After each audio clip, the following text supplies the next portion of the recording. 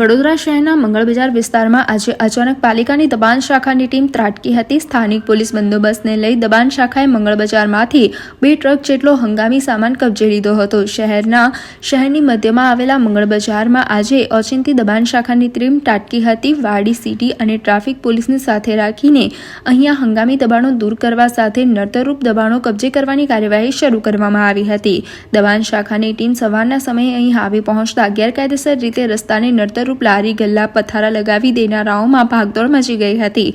દબાણ શાખાની અહીં ન્યાય મંદિર સામેના માર્ગે થઈ પ્રતાપ ટોકીઝની સામેની ગલીની અંદર જઈ હંગામી દબાણો દૂર કર્યા હતા। સમગ્ર કાર્યવાહી દરમિયાન પાલિકાની દબાણ શાખાએ અલગ અલગ જગ્યાએથી 2 ટ્રક જેટલો ગેરકાયદેસર સામાન જપ્ત કર્યો હતો। દબાણ શાખાની કાર્યવાહી શરૂ થાય તે પૂર્વે જ કેટલાક દબાણકર્તાઓ તાત્કાલિક પોતાના પથારા લઈને ભાગી છૂટ્યા હતા। ઉલ્લેખનીય છે કે દબાણ શાખા દ્વારા મંગળ બજારમાં નડતરરૂપ દબાણ અંગે કાર્યવાહી કરવામાં આવતી હોય છે, પરંતુ ગણતરીના કલાકોમાં અહીંના દબાણો ફરી લારી જતા હોય છે। આ માટે પોલીસ અને કહેવાતા કેટલાક રાજકારણીઓની હપ્તાખોરી હોવાની ચર્ચા છે। આજે દૂર કરવામાં આવેલા દબાણો બાદ કેટલાક સમય સુધી અહીંના રસ્તા ખુલ્લા રાખી શકાશે એ બાબત જોવાની રહી।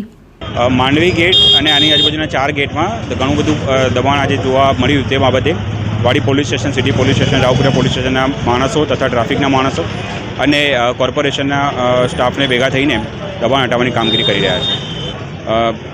માંડવી ગેટથી શરૂ કરીને લહેરીપુરા ગેટ સુધી આવ્યા અને ત્યાંથી પછી લહેરીપુરા ચોકીથી દૂધવાડા મહોલ્લા થઈને ફરી પાછા માંડવી ગેટ તરફ અમે જ્યાં પાર્કિંગ નથી અને નો પાર્કિંગ ઝોનમાં જે ગાડીઓ મૂકવામાં આવી છે તેના પર કાનૂની કાર્યવાહી કરવામાં આવશે।